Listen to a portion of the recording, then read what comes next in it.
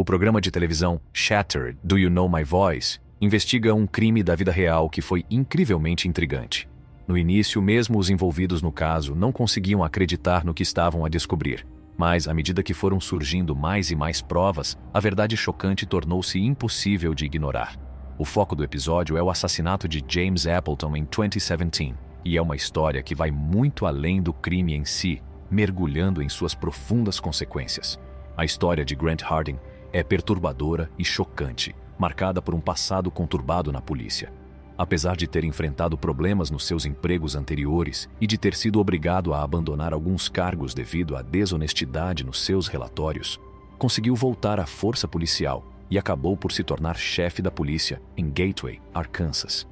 O incidente arrepiante que teve lugar a 23 de fevereiro de 2017 envolveu Grant a disparar e a matar um homem chamado James Appleton. O que tornou este crime ainda mais chocante foi o que aconteceu no rescaldo. Em vez de fugir ou mostrar remorsos, Grant levou descaradamente a sua própria família a jantar fora, como se nada tivesse acontecido.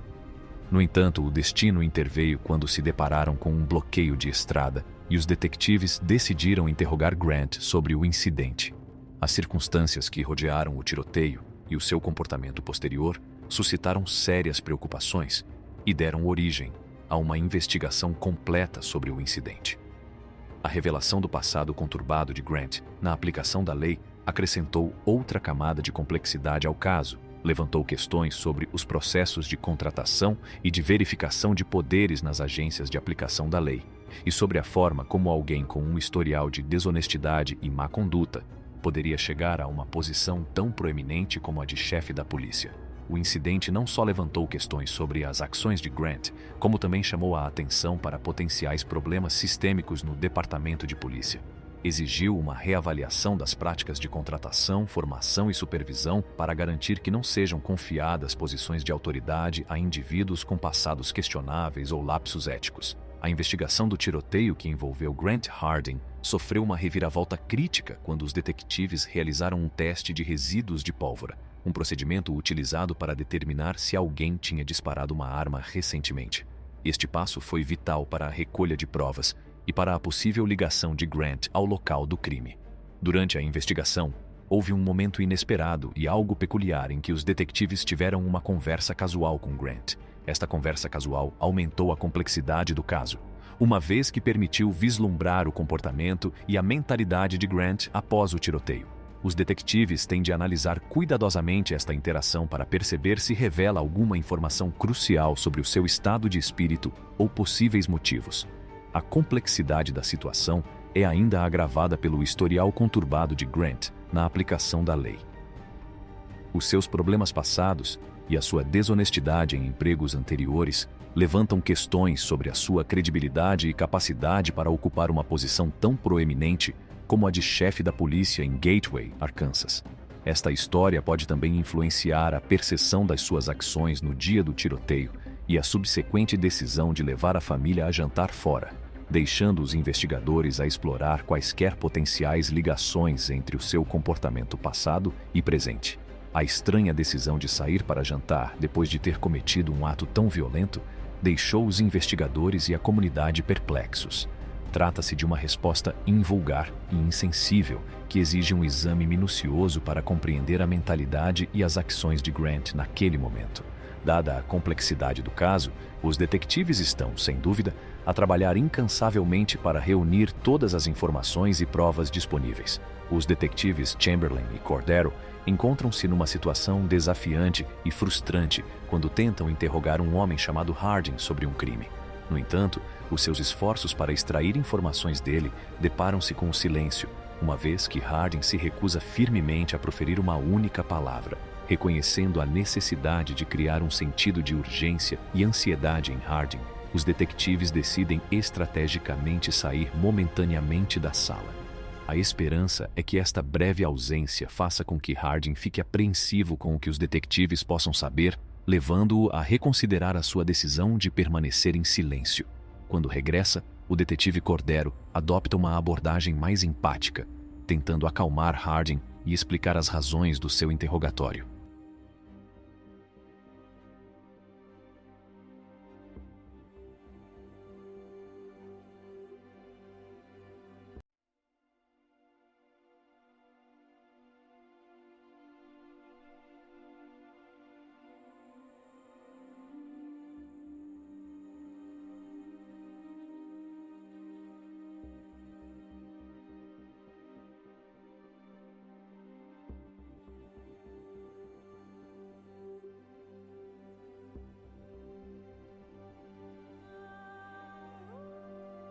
Ele quer criar uma relação e estabelecer um nível de confiança com Harding, na esperança de o encorajar a abrir-se e a partilhar qualquer informação relevante. No entanto, Harding mantém-se firme no seu silêncio. O detetive Chamberlain vê-se numa posição difícil ao informar Harding de que não podem revelar detalhes específicos sobre o motivo pelo qual ele é considerado suspeito. Esta falta de informação torna a investigação mais difícil, uma vez que não podem responder a eventuais mal-entendidos ou concepções erradas que Harding possa ter sobre o seu envolvimento no crime. Harding exprime o desejo de se ir embora, aparentemente frustrado com a situação. O detetive Chamberlain, embora compreenda os sentimentos de Harding, recorda-lhe que ele continua a ser um potencial suspeito e que cabe a ele demonstrar a sua inocência. A implicação é que a cooperação e a vontade de partilhar informação podem ser essenciais para limpar o seu nome. O detetive Cordero adopta uma abordagem mais suave, apelando ao sentido de razão e cooperação de Harding. Sublinha que os detetives estão ali para o ajudar e que, trabalhando em conjunto, podem potencialmente resolver quaisquer mal-entendidos e garantir que a justiça é feita. Apesar das tentativas dos detetives para o persuadir, Harding mantém-se firme na sua decisão de permanecer em silêncio. Esta recusa em cooperar aumenta a complexidade da investigação, uma vez que os detetives se debatem com informações limitadas e com a pressão de encontrar respostas para o bem da vítima e da justiça. Mais uma vez, os detetives abandonam a sala, na esperança de que a pressão acrescida da sua ausência leve Harding a reconsiderar a sua posição. Na sua busca pela verdade, tem de navegar o delicado equilíbrio entre respeitar os direitos e responsabilidades de Harding como potencial suspeito e procurar a informação necessária para conduzir uma investigação completa. Dentro da sala de interrogatório, Harding dá por si a contemplar a possibilidade de fugir, mas um dos detetives intervém e encoraja-o a partilhar a sua versão da história. Apesar dos esforços do detetive, Harding insiste em exercer o seu direito de permanecer em silêncio, não querendo divulgar qualquer informação sobre o crime. O detetive persiste em tentar persuadir Harding a falar, salientando a importância do bem-estar da sua família. O ambiente na sala é tenso e incerto, à medida que o peso da situação se abate sobre Harding. A sua mulher, Linda, e a filha visitam-no brevemente antes de partirem para a noite, aumentando a complexidade emocional da situação. Consciente de que o resultado deste interrogatório pode ter um impacto profundo nas suas vidas, Harding abraça-as desajeitadamente, preocupado com o seu conforto e bem-estar. Oferece-lhes refrescos, numa tentativa de criar algum sentido de normalidade no meio da tensão. O detetive Cordero tenta estabelecer uma ligação pessoal com Harding, mencionando o trabalho que fizeram juntos no passado. Mostra empatia e compreensão para com ele, na esperança de criar uma ponte de confiança que possa encorajar Harding a abrir-se. No entanto, apesar dos esforços do detetive, Harding mantém-se reservado e não está disposto a revelar nada sobre o crime ou o seu envolvimento. Durante o interrogatório, os detetives concentram-se nas atividades de Harding durante o dia do incidente. Perguntam sobre pormenores aparentemente normais, como dar de comer às galinhas e jogar um jogo de computador. Harding lembra-se da sua mulher a ver televisão, do jantar que fizeram juntos e de deitar sementes de erva no exterior. Admite que não teve tempo para se refrescar antes do jantar e lembra-se de ter vestido uma t-shirt cinzenta durante esse tempo. No entanto, quando questionado sobre se voltou a sair depois do jogo de computador, Harding não se lembra de pormenores específicos. Nada de invulgar se destacou durante esse período, e a sua memória parece confusa em relação a esses momentos. À medida que o interrogatório prossegue, os detetives têm de reconstituir cuidadosamente a cronologia dos acontecimentos para determinar o paradeiro de Harding e quaisquer potenciais ligações ao crime. A ausência de recordações claras levanta mais questões, mas sem informações adicionais, a investigação torna-se mais difícil. A atmosfera na sala mantém-se tensa enquanto os detetives persistem nos seus esforços para descobrir a verdade, enquanto Harding se mantém resoluto em manter o seu silêncio. O resultado deste interrogatório é incerto e ambas as partes estão conscientes da gravidade da situação. À medida que o interrogatório progride e Harding continua firme na sua recusa em falar, os detetives prosseguem com determinação, inabaláveis na sua busca para descobrir a verdade por detrás do crime. O ambiente na sala permanece tenso, refletindo a gravidade da situação, pois compreendem que todos os pormenores são importantes para resolver o caso e fazer justiça à vítima e à sua família.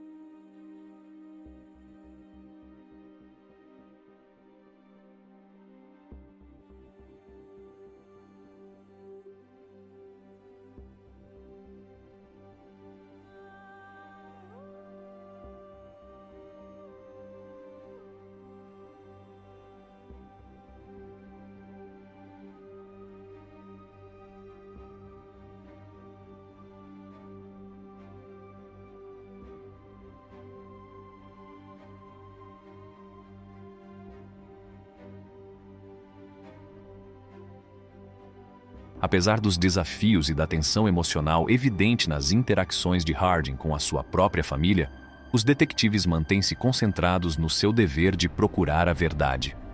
Estão perfeitamente conscientes do impacto que esta investigação tem nos entes queridos de Harding, testemunhando as interações embaraçosas durante a sua breve visita.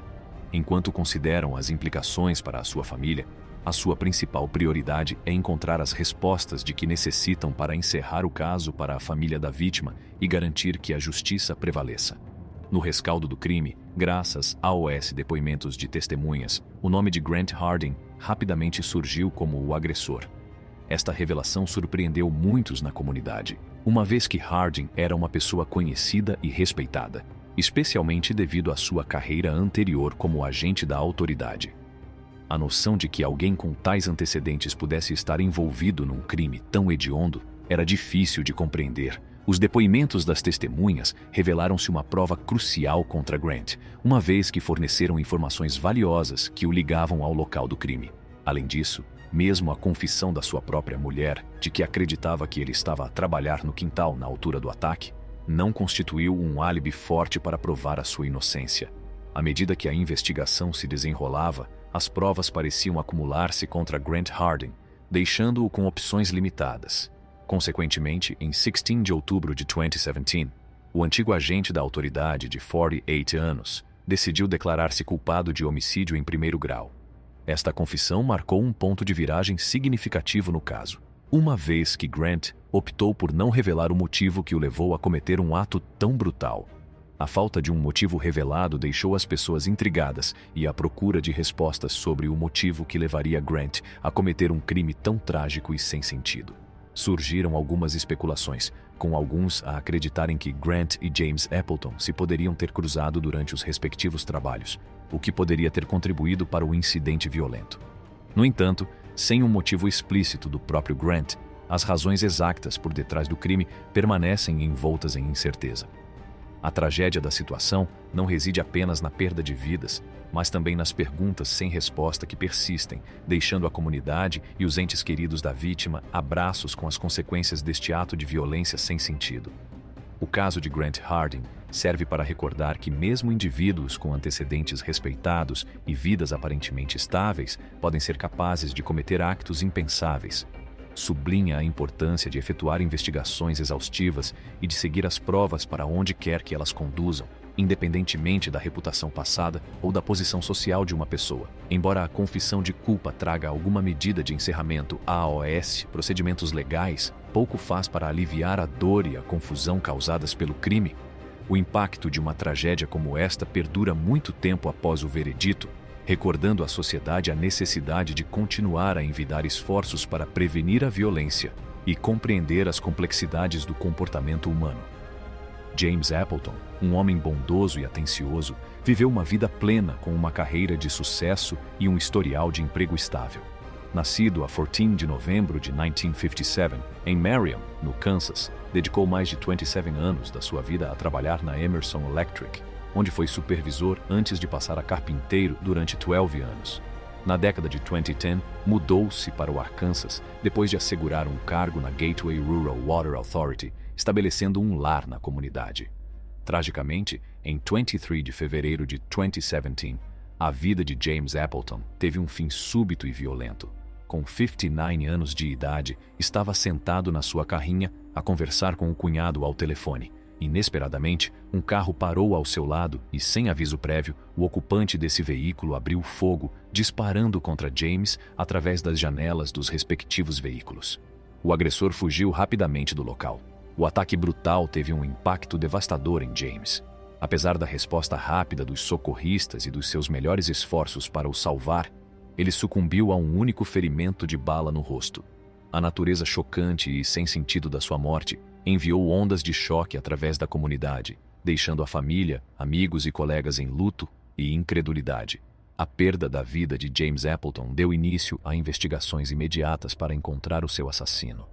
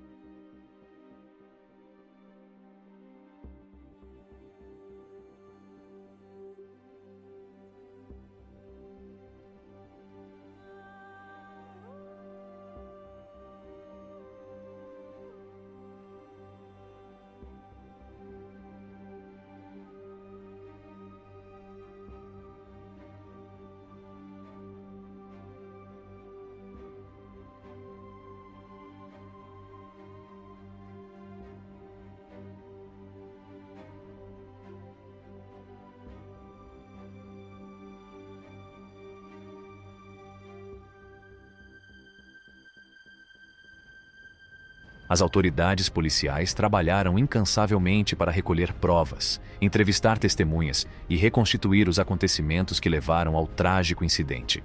A comunidade uniu-se, dando apoio e cooperação para ajudar na procura de justiça.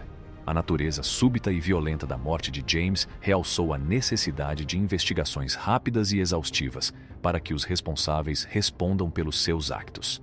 A perda de um indivíduo tão amável e respeitado deixou um impacto profundo na comunidade, que procurou respostas e um desfecho para esta perda trágica. À medida que a investigação prosseguia, a procura do autor do crime tornou-se uma prioridade máxima, e as autoridades não deixaram pedra sobre pedra na sua busca de justiça para James Appleton e para os seus entes queridos em luto. O caso serviu como um lembrete sombrio da importância de valorizar a vida e das consequências devastadoras de actos de violência sem sentido.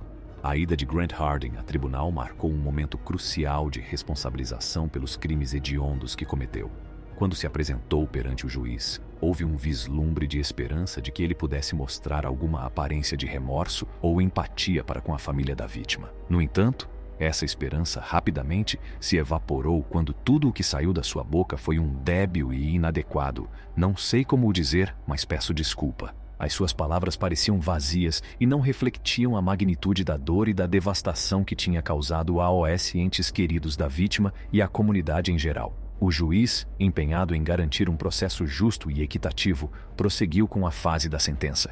Grant Harding recebeu uma sentença de 30 anos de prisão pelos seus actos desprezíveis. No entanto, esta decisão deixou algumas dúvidas quanto ao facto de esta pena ser suficiente, tendo em conta a gravidade dos crimes que cometeu. O impacto dos seus actos na família da vítima e na comunidade foi incomensurável e muitos consideraram que se justificava uma pena mais severa. Ao longo dos processos judiciais, houve um vislumbre de outro capítulo perturbador do passado de Grant. Veio à lume um incidente perturbador ocorrido em 1997, numa altura em que ele era um agente da polícia no ativo. Esta revelação aumentou o choque e o horror em torno das suas ações e levantou preocupações sobre o seu comportamento durante o seu anterior mandato na polícia.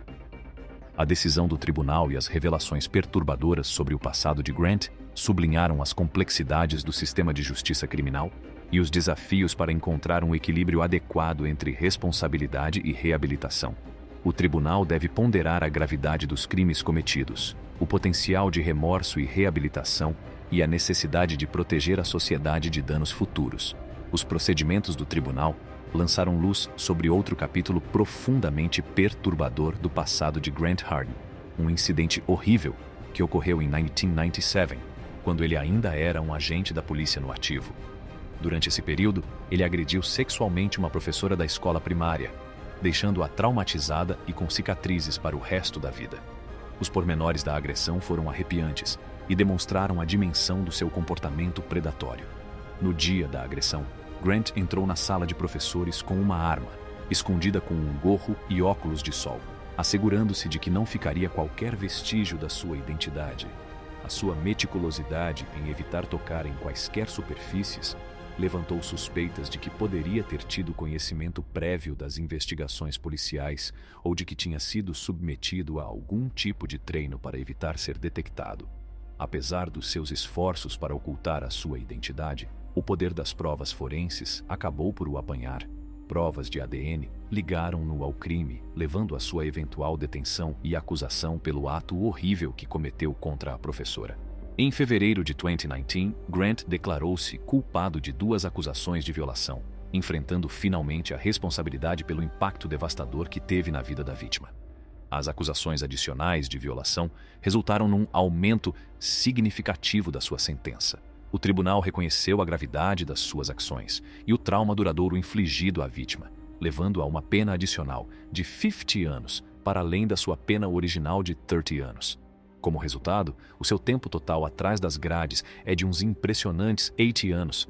O acordo de Grant Harding resultou numa sentença de prisão substancial, com ele a ter de cumprir 21 anos pelo homicídio de James Appleton e mais 14 anos, 7 anos por cada violação, antes de poder beneficiar de liberdade condicional. Este longo confinamento deixa-o isolado entre as paredes da Unidade Central Norte, uma prisão de segurança mínima à média em Calico Rock, Arkansas.